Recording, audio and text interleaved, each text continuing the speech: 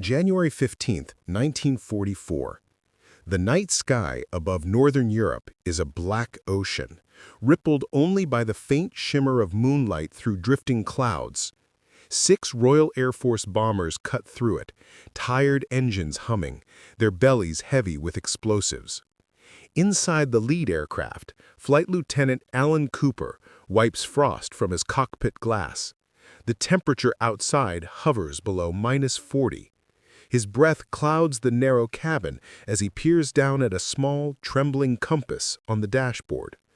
The needle spins. Once, twice, then stops, pointing nowhere. Cooper frowns. The G navigation screen flickers, useless in the jamming zone. Radio silence is absolute. No one speaks. Every man on board knows the rule. Break formation, and you vanish into German night fighters' hunting grounds. But the compass refuses to settle. Each course correction takes them further off the flight path, further into the unknown. Minutes stretch. Below, darkness swallows everything, until a faint line of lights appears in the clouds break. Runway lights. They shouldn't be here. And yet, by sheer accident, the bombers have drifted directly above a place no Allied pilot had ever seen, one the Germans had buried in secrecy since the first days of war. But this wasn't supposed to happen. By early 1944, the air war over Europe had transformed into a brutal contest of endurance, technology, and willpower. The Allies' strategic bombing campaign, once experimental, had become the backbone of their effort to cripple the Nazi war machine. Every night, hundreds of RAF bombers lifted from England's fog-drenched airfields, their propellers slicing through the darkness toward a continent buried in war. The stakes were simple but immense. Destroy Germany's ability to fight. Its factories, refineries, transport lines, and cities all became targets in a relentless air offensive meant to weaken the Wehrmacht before the inevitable Allied invasion. But to reach those targets, airmen had to cross an invisible front far more dangerous than flak or fighters: navigation. For a bomber crew, losing their way over occupied Europe often meant death. Magnetic interference, radio jamming, weather systems, and human error constantly threatened to throw aircraft hundreds of miles off course.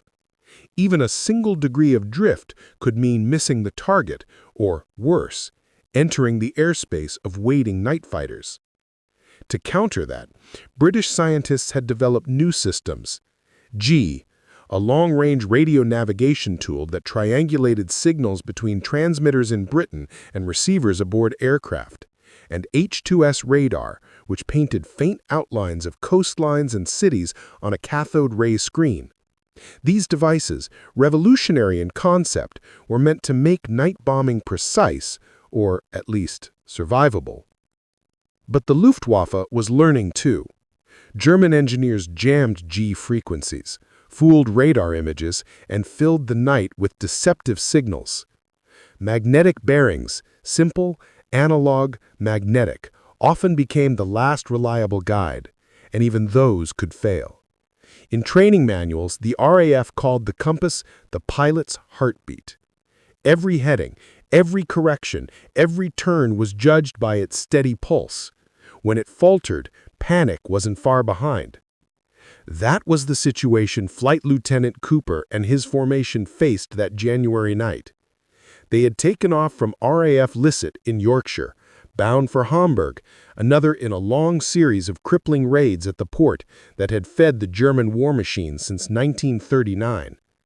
The mission plan was precise to the minute: climb to altitude, cross the North Sea, enter enemy airspace over Denmark, bomb from 19,000 feet, and then return before sunrise. But the skies were not cooperating. Arctic air had pushed south, scattering navigation beams and blanketing northern Germany in thick, unbroken cloud. G stations on the coast went dark under German interference. Cooper's H2S radar flickered, showing only ghost-like shapes that could have been rivers or roads or nothing at all. Still, they pressed on. 6 aircraft, each with a crew of 7, flying in rigid formation through freezing wind. Inside the cockpits, discipline replaced fear. Every man knew his task: navigator, bomb aimer, rear gunner. For hours, they followed the procedures drilled into them at endless briefings. The bombers droned eastward, trusting the instruments that had always guided them home. Then the compass began to drift. At first it was subtle, a few degrees south. He thought it might be electrical interference from the radar. He adjusted, realigned, carried on. But the deviation grew worse. The second pilot tapped the casing, then the navigator tried recalibrating using the stars, impossible through cloud cover. By the time they realized they'd turned more than 20 degrees off course, it was too late. Unknown to them, strong crosswinds had carried the whole group far south of their intended path. Instead of approaching Denmark, they were crossing over Mecklenburg, deep in northern Germany. The formation had become lost, not over enemy territory, but directly above it. And below, hidden by the darkness, was one of the most secret sites in the Third Reich, a place guarded not by camouflage or rumor, but by geography and silence. It wasn't a factory or a city, it was something far more valuable. A testing ground where Germany's newest and most dangerous aircraft were born. A place Allied reconnaissance had never photographed. A place whose very coordinates were unknown to British intelligence. The pilots had no idea. They only saw strange runways glinting faintly through the clouds, and rows of aircraft with unfamiliar silhouettes. It would take analysts days to understand what they had stumbled upon that night, and even longer for historians to grasp the sheer coincidence of it all. Because the airfield beneath them wasn't just another Luftwaffe base. It was Rechlin, the beating heart of Hitler's aviation secrets. Hidden between dense pine forests and lakes of northern Germany lay the Rechlin complex, a place most Luftwaffe pilots only whispered about. Officially, it didn't exist. On maps, it appeared as an empty patch of land. To locals, it was simply the restricted zone. But within its fences, Germany was forging the future of aerial warfare. Rechlin had begun as a testing field during the First World War, but under the Nazi regime, it became something else entirely. The Erprobungsstelle Rechlin, the central test and evaluation center of the Luftwaffe. Every German combat aircraft of the war, from the Messerschmitt Bf 109 to the Heinkel He 111, had its wings first tested here. By 1943, it was no longer just a test field. It was the nerve center of experimental aviation in Hitler's Reich. The airfield sprawled across multiple runways, hangars, and underground bunkers. Guard towers ringed the perimeter, and access was limited to authorized personnel cleared by the Reichsluftfahrtministerium, the Air Ministry. It was here that Germany's engineers pushed aviation into realms unseen anywhere else. The Me-262 Schwalbe, the world's first operational jet fighter, made some of its early test flights at Rechlin. So did the He-177 Greif, the Luftwaffe's long-range heavy bomber. Even more secret were prototype designs that never reached combat. The rocket-powered Me-163 Comet, experimental flying wings, and radar-guided weaponry meant to reverse the war in the skies. Rechlin was the Third Reich's laboratory of the impossible. But its secrecy was extreme. Allied reconnaissance had photographed every known airfield in occupied Europe, yet Rechlin remained invisible. It sat deep within Germany's interior, protected by geography, radar deception, and the Nazis' tightest information controls. Even high-ranking officers outside the Luftwaffe often had no idea of its existence. The Allies knew rumors, scattered intelligence reports mentioning a special Luftwaffe site north of Berlin. Some analysts suspected advanced weapons testing, But the location was unknown, the details speculative. No confirmed photographs existed. Until that night. As Flight Lieutenant Cooper's formation drifted off course, their light blinks faintly in the clouds above Rechlin. Below, German technicians worked under blackout conditions, testing engines and radar equipment. Few even looked up. Allied bombers never flew this deep unescorted. When the aircraft roared overhead, guards assumed it was a transfer flight. Then the first bomb bay doors opened. The crews didn't know where they were, but they saw the unmistakable pattern of runways and hangars, and instinct took over. Believing it to be an auxiliary airbase or supply depot, they armed their loads and released. In seconds, the night exploded. Bombs rained down on the airfield's edge, tearing through workshops and parked aircraft.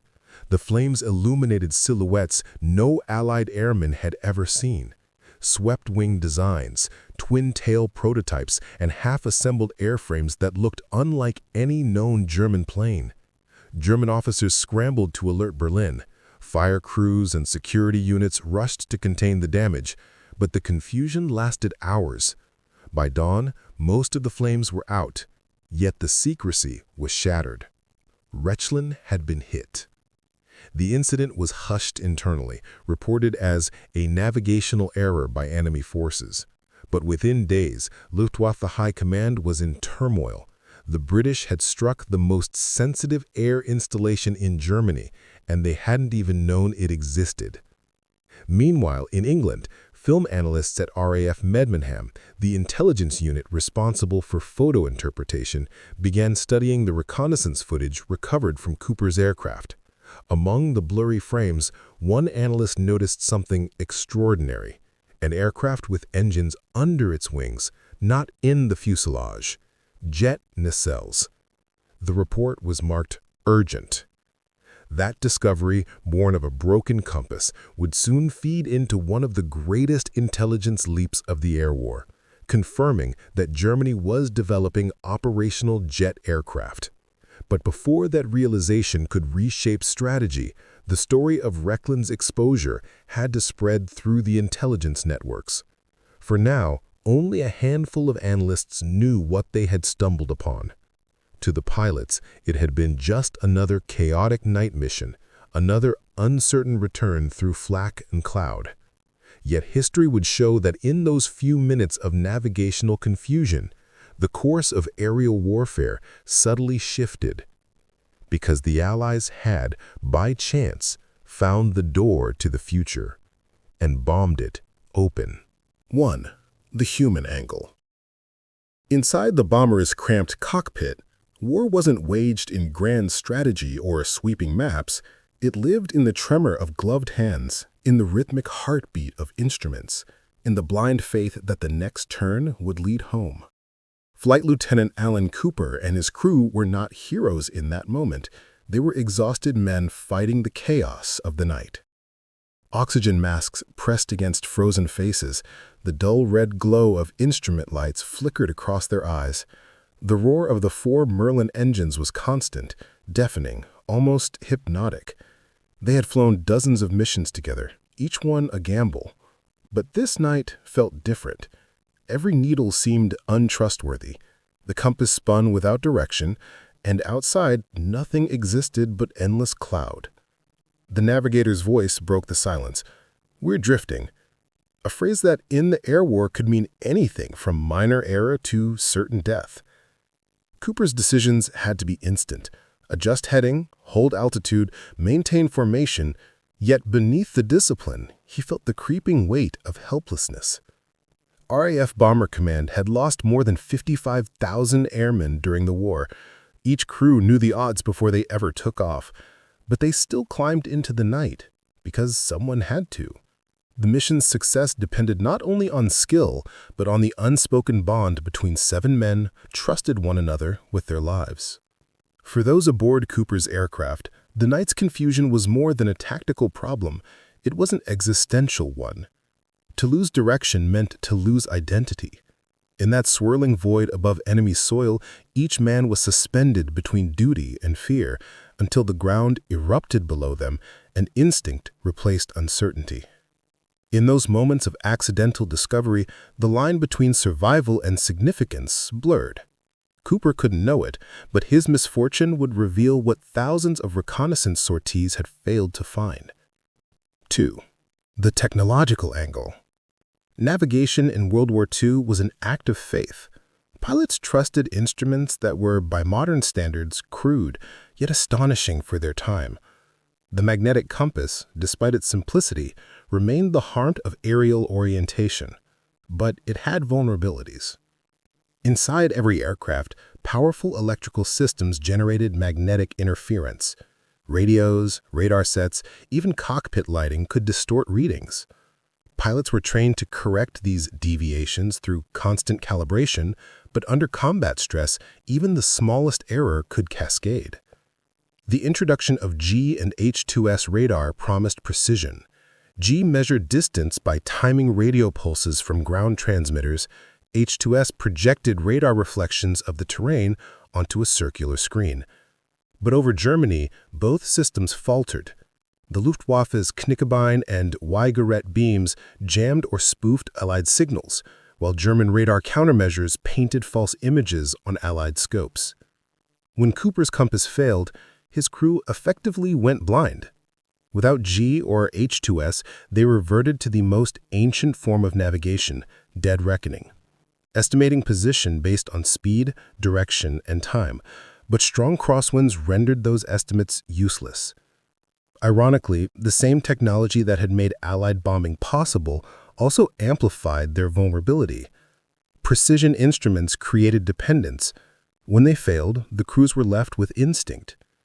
And yet this technological fragility was what led Cooper's group to Rechlin. The compasses, perhaps affected by magnetic anomalies or by interference from experimental German radar nearby, turned them south.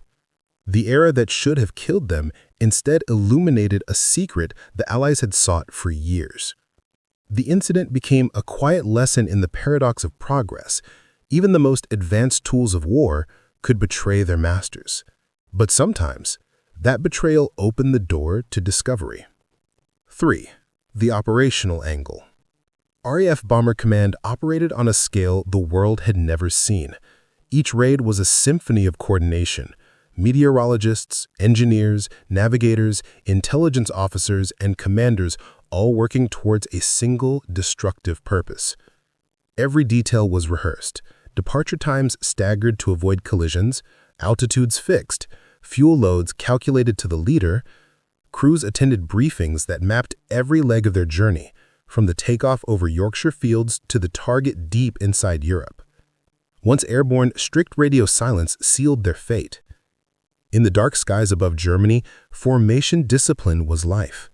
A stray aircraft could collide with another or attract night fighters.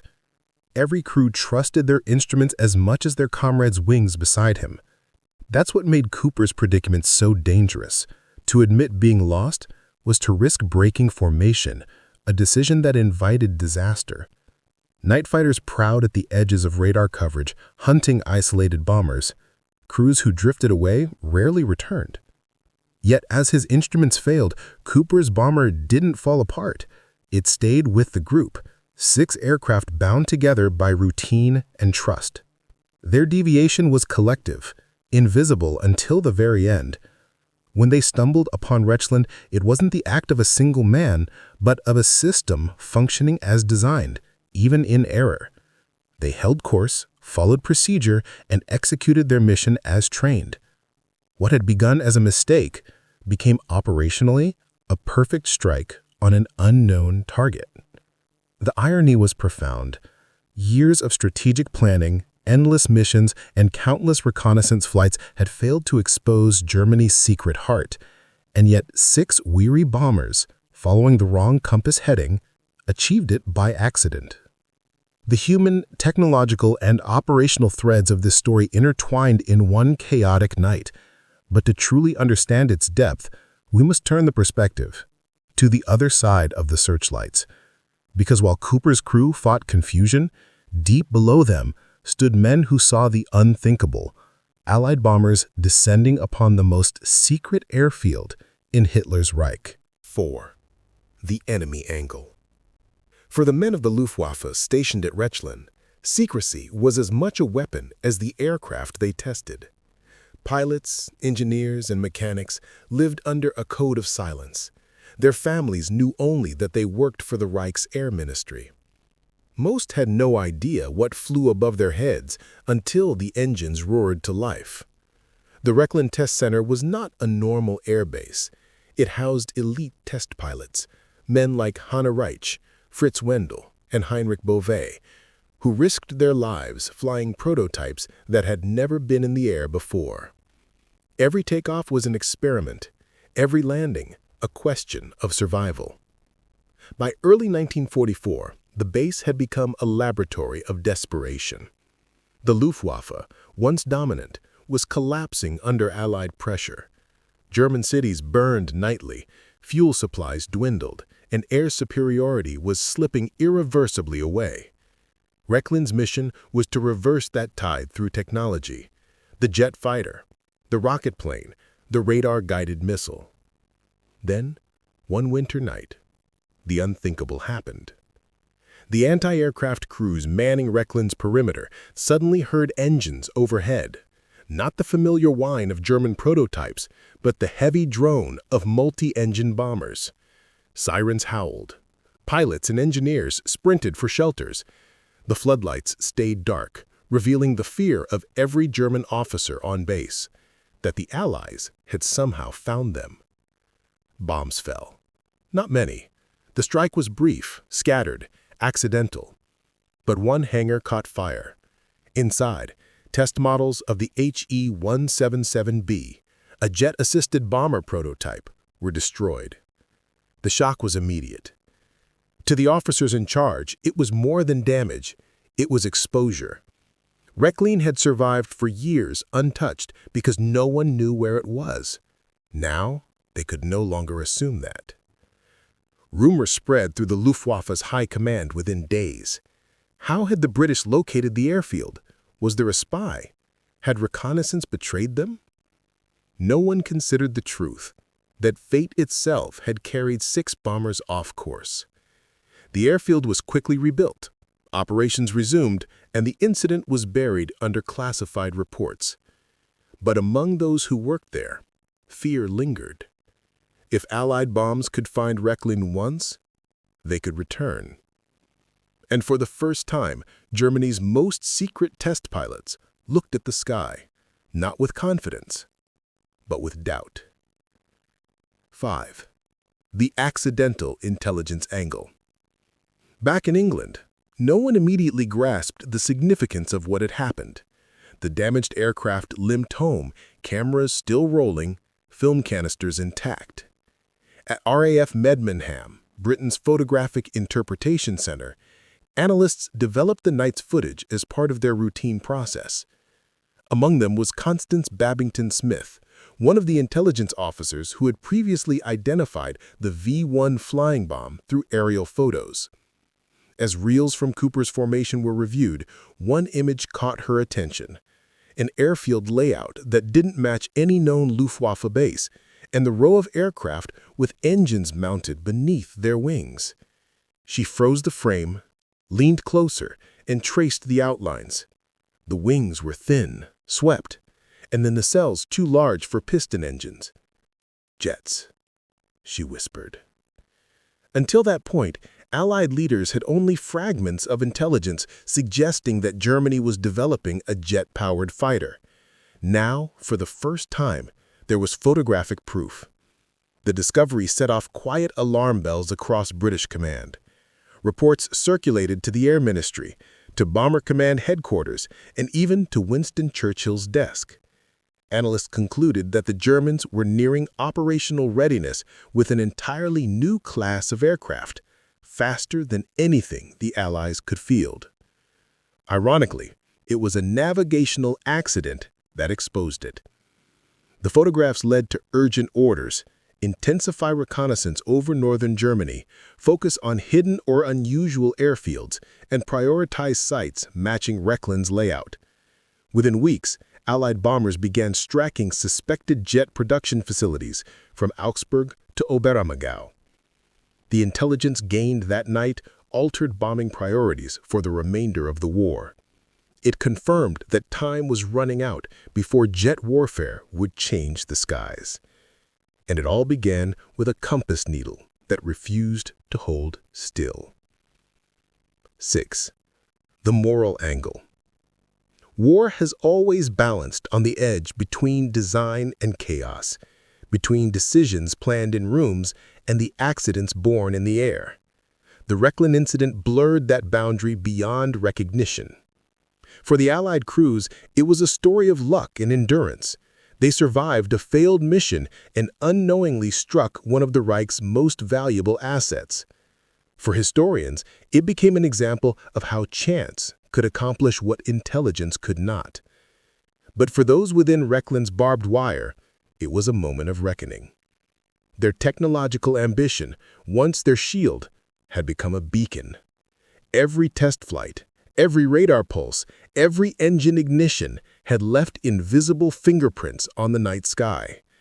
The same science that gave them power also exposed them to discovery. The event raised uncomfortable questions even among Allied strategists. How much of war's outcome was shaped by planning, and how much by coincidence? How many discoveries, inventions, and victories emerged not from brilliance, but from error? In a war defined by precision, code-breaking, radar, long-range bombing, the Rechlin strike was a reminder of war's oldest truth. Control is an illusion. A single compass, knocked off balance by forces unseen, had rewritten what was known about Germany's air power. And from that chaos came clarity, fleeting, devastating, and undeniable. The night over Rechlin had revealed not just a hidden airfield, but the fragility of control itself. Yet its true weight wouldn't be felt until the consequences reached the desks of Allied command, when intelligence turned into action, and accidents became strategy. The formation crossed the Baltic coast just before midnight. From above, the world was invisible, a thick ceiling of cloud that swallowed stars, coastlines, and every familiar landmark. The pilots trusted only their instruments, and now even those had betrayed them. Inside Flight Lieutenant Alan Cooper's cockpit, frost spread across the canopy like spider webs. His navigator, Sergeant James Linton, bent over his chart table, pencil shaking in his glove. "No fix," he muttered through his mask. G was silent. H2S radar, blank. Compass, unstable. They were flying blind. "Hold course," Cooper said quietly, more to himself than to the crew. The intercom crackled faintly, every voice subdued, as if the aircraft itself were holding its breath. They were supposed to be over Denmark.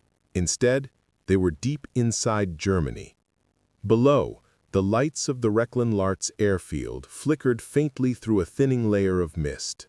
At that hour, the ground crews were still awake, testing engines, running fuel checks, rolling experimental aircraft toward hangars. A few mechanics looked up, puzzled by the distant hum of engines. Allied bombers never came this far inland unescorted.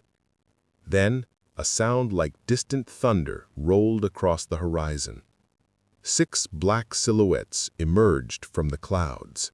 To the Germans below, it was an impossible sight. Heavy bombers flying in formation directly above the Reich's most secret test base. For a moment, disbelief froze everyone in place. Then the sirens began. Searchlights cut through the night. Flat crews sprinted to their guns. The alarm echoed across hangars where test pilots had spent years perfecting aircraft meant to save a dying war effort. Inside Cooper's aircraft, confusion turned to instinct.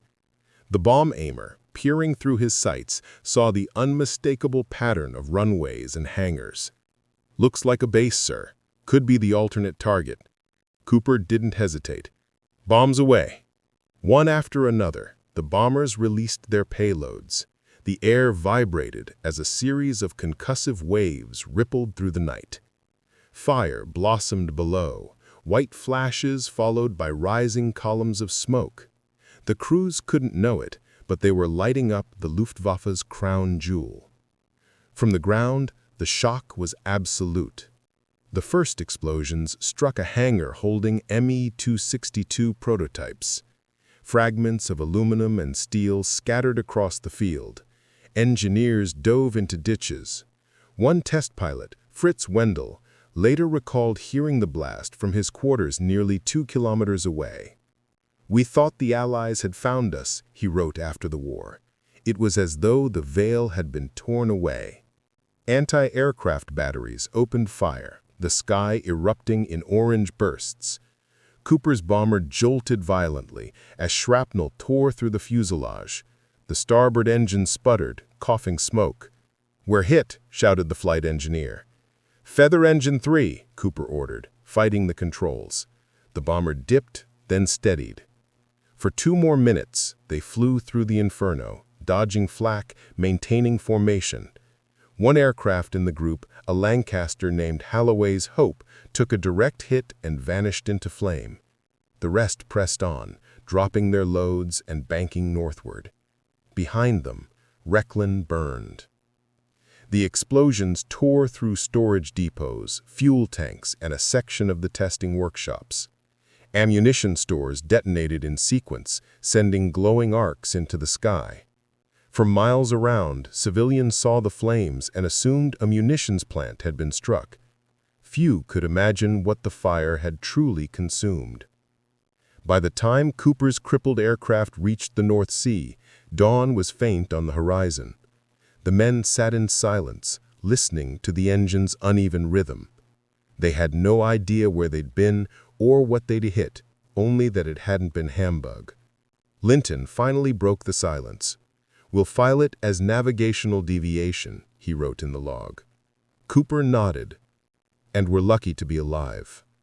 They didn't yet realize that their mistake had exposed one of the greatest secrets of the war, nor that the photographs rolling inside their onboard cameras would soon change everything. When the film was developed days later, intelligence officers studying the frames saw unmistakable details: unfamiliar aircraft silhouettes, massive hangars, and a testing runway aligned along Lake Müritz. The coordinates matched no known airfield in German records. "Where is this?" one analyst asked. No one answered, because no one knew. That night, amid fog, fear, and mechanical failure, 6 bombers had accomplished what years of intelligence gathering never had. The veil around Rechlin had been lifted, not by spies, not by reconnaissance, but by a broken compass and a courage of men who refused to turn back. By the following morning, the photographs were spread across the desk of Air Intelligence Officer Group Captain Leonard Cheshire at RAF Medmenham, the nerve center for photographic interpretation. He leaned forward, his pipe idle, eyes narrowing on the images under the magnifying glass. "What in God's name is that?" he murmured.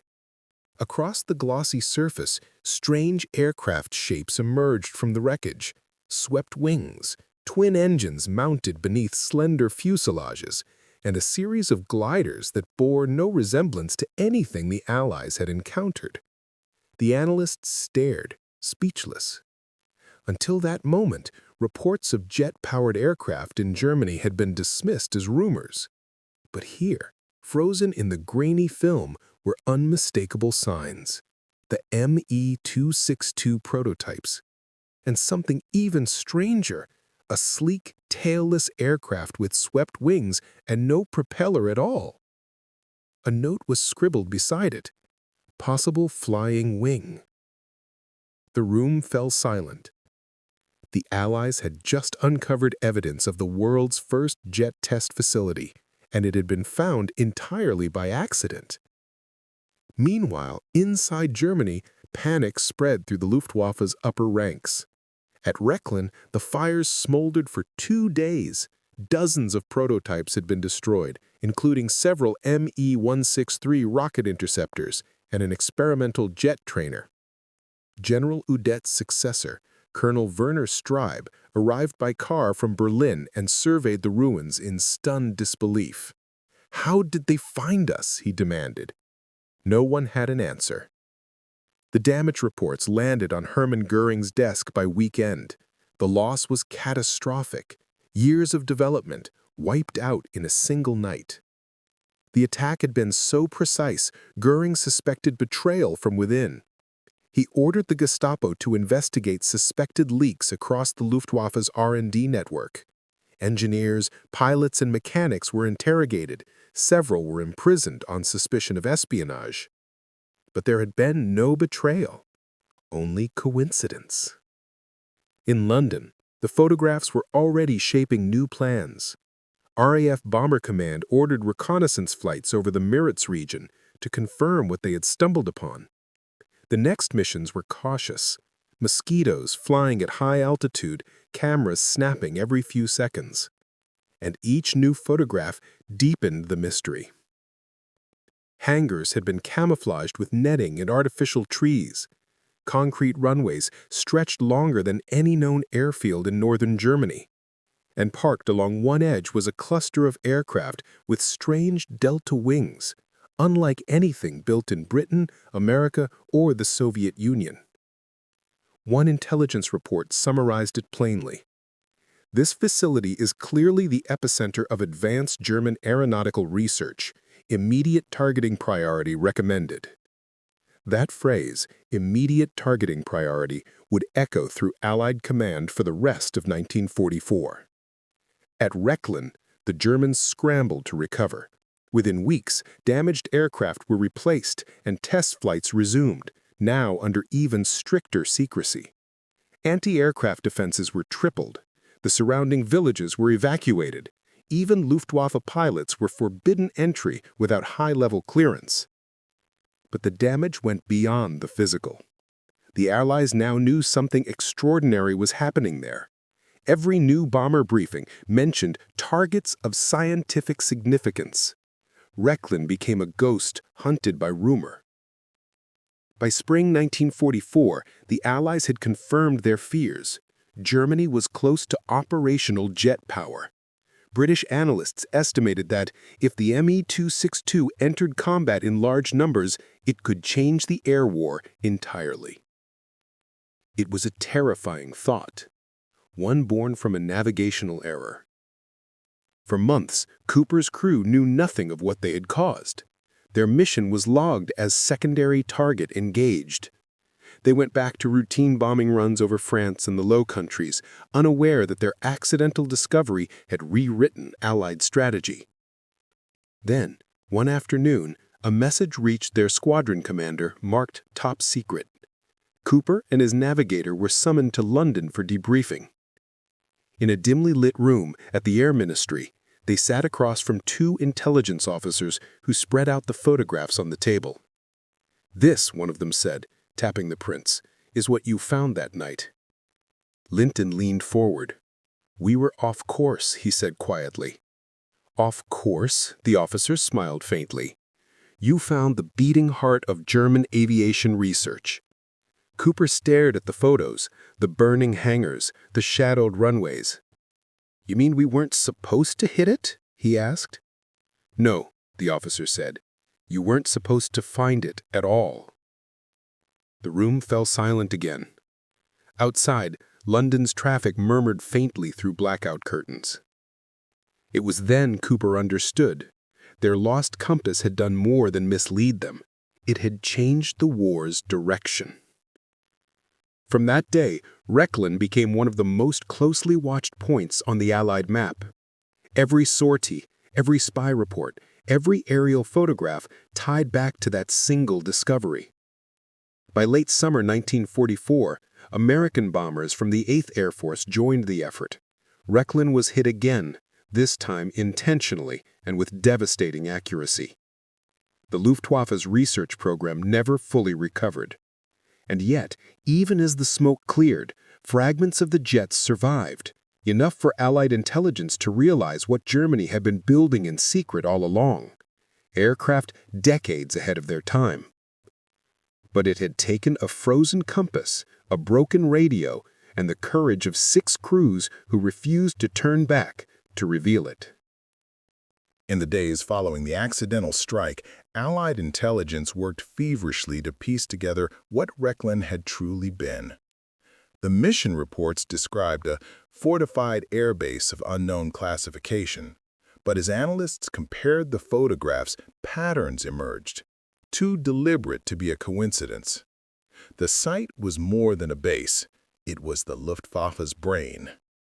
Every major prototype that would later shock Allied pilots, the Me-262 jet fighter, the Arado-234 jet bomber, and the Me-163 rocket interceptor, had been tested there. The sprawling airfield had been Germany's central proving ground since 1936, known officially as Airprobungsstelle Rechlin, the Air Force Test Establishment. What Cooper's crew had bombed, by sheer navigational accident, was the very heart of Nazi aviation innovation. The first confirmed intelligence reports reached Bomber Command in late January 1944. One file summarized it with a single chilling line. Rechlin appears to have been struck by chance during a Pathfinder mission. The resulting destruction may have delayed enemy aircraft development by several months. Several months. In wartime aviation, that phrase meant everything. By spring 1944, Allied aircraft production had reached its industrial peak. Britain's factories were churning out Spitfires and Lancasters faster than ever. America was delivering P-51 Mustangs by the hundreds each month. The Luftwaffe, however, was buckling, starved of fuel, manpower, and time. And time was precisely what Rechlin had lost.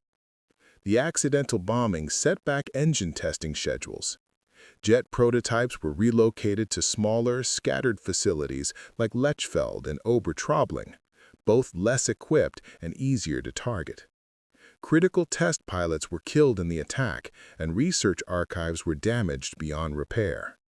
In March 1944, Allied reconnaissance noted that several new jet models had failed to meet expected deployment timelines. Only a handful of Me-262s were flight-worthy, far below Göring's ambitious plan for 200 by mid-year. What had been intended as the Reich's technological leap forward was now a stumbling rush against the clock. At the same time, the Allied Psychological Warfare Division quietly seized upon the opportunity. Reports of German Wunderweapons, Wunderwaffe, had begun circulating among soldiers and civilians alike. Leaflets and radio broadcasts amplified the message. The enemy was desperate, gambling on miracle machines because they were losing. And behind that narrative, the truth was even more remarkable. One misplaced squadron, guided by a spinning compass, had struck the project at its most fragile moment. Within the Luftwaffe's hierarchy, the repercussions were brutal. Several officers were relieved of command for security negligence. Göring's temper was legendary, and his obsession with betrayal deepened. In late February, Rechlin's command was transferred to the Reich Air Ministry directly. Tightened secrecy followed. No documents left the site, no personnel were transferred without SS oversight. But it was already too late. The Allies now knew where to look. Rechlin's coordinates became a permanent red dot on the Air Ministry's blacklist, a priority target not to be forgotten. In May 1944, the United States 8th Air Force launched Operation Argument, later known as Big Week, a series of coordinated strikes on German aircraft production and testing centers. Rechlin, still under repair, was hit again. This time, there was no mistaking the target. Dozens of American B-17s roared through heavy flak, leveling what remained of the research hangars. When the smoke cleared, nearly all remaining prototypes were destroyed. For the Allied crews who returned from those missions, Rechlin was just another name on a long list of objectives. But for Cooper, whose compass failure had first led them there, the truth only reached him months later, buried in a passing remark from an intelligence officer. "You know that place you found? That was where the Germans were building their jets." He hadn't spoken, just nodded slowly. Sometimes history didn't need a plan. It only needed a malfunction. And in that malfunction lay one of the quietest yet most consequential turning points of the air war over Europe. By late 1944, the consequences of that single navigational error had rippled far beyond the frozen skies of northern Germany.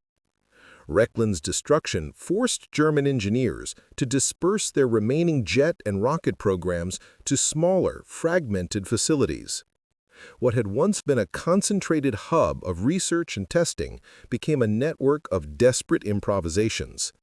Hidden airfields in forests, underground tunnels beneath mountains, workshops buried in quarries. At Peenemünde, remnants of the rocket development team had already been relocated after the 1943 Allied raid. Now, Rechlin's surviving scientists joined them, stretching already strained resources thinner. The Luftwaffe's research command could no longer coordinate efficiently. Designs overlapped, engines failed, and fuel shortages crippled test flights. In the field, Allied pilots began reporting sightings of strange, fast-moving aircraft, silver blurs vanishing before gunfire could reach them. They were the first operational Me-262s, but their numbers were pitiful, often fewer than a dozen in the air at once, flown by exhausted, barely trained pilots. Had Rechlin survived intact through 1944, the scale might have been different. General Adolf Galland later admitted in his post-war memoirs that the delays cost us the decisive months we could never regain. He knew it too. The window in which jet superiority might have turned the tide had passed. By autumn, the Allies controlled the skies over Europe. American bombers flew daylight missions deep into Germany with fighter escorts that could now reach Berlin and back. The Luftwaffe, once the terror of the early war years, was reduced to scattered resistance. And among the wreckage of captured bases, Allied engineers began uncovering the fruits of that lost German innovation. At Lechfeld, they found partially assembled Me-262s, blueprints for the Arado 234 jet bomber, and experimental components for a revolutionary flying wing, the Horten Ho 229. Each discovery astonished Allied scientists.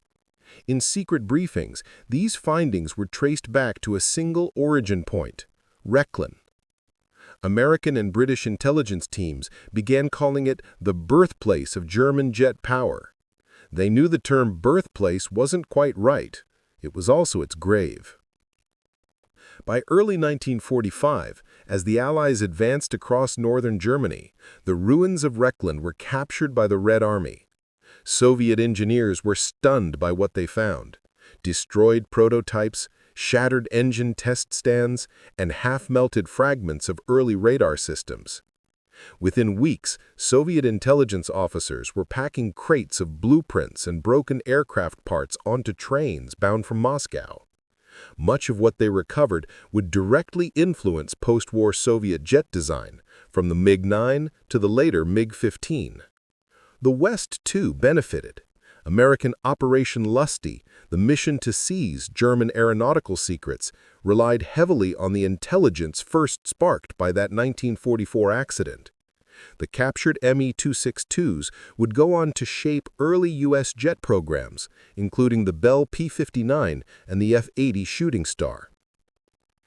Rechlin's legacy, though born in secrecy and destroyed by mistake, had quietly ignited the world's jet age. For the men who had flown that fateful mission, the revelation came long after the war's end. Flight Lieutenant Alan Cooper returned to civilian life, never imagining the scale of what he had stumbled upon. Only in the 1950s, when official records began to surface, did historians connect the dots. The frozen compass, the deviation over northern Germany, the accidental bombing of Hitler's secret airfield.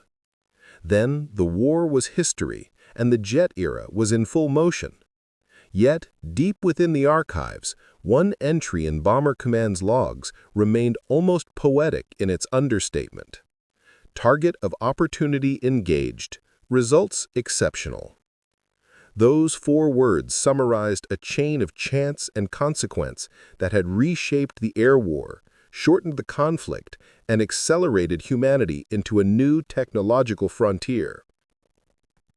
In war, history often honors precision, the carefully planned strike, the flawless mission, the perfect strategy. Yet sometimes, history turns not on precision, but on imperfection. The story of Rechlin is one of those moments. A pilot's faulty compass, a tiny instrument made of glass, brass, and magnetized steel, diverted 6 bombers off their intended path. That single malfunction pierced the veil over one of Nazi Germany's most secret sites, revealing the cradle of the jet age years before its time. It was a moment of pure coincidence that carried the weight of consequence. The men who flew that mission never set out to change the course of the air war. They were exhausted, half-frozen, and just trying to make it home. Yet their unintended discovery triggered a chain of events that crippled Germany's aviation research, accelerated Allied dominance in the skies, and shaped the technological order of the post-war world. When historians later trace the origins of modern jet flight, from Cold War fighters to passenger aircraft that would span oceans, the path always led back to that January night in 1944. Rechlin's ruins would fade, its prototypes forgotten beneath layers of dust and politics.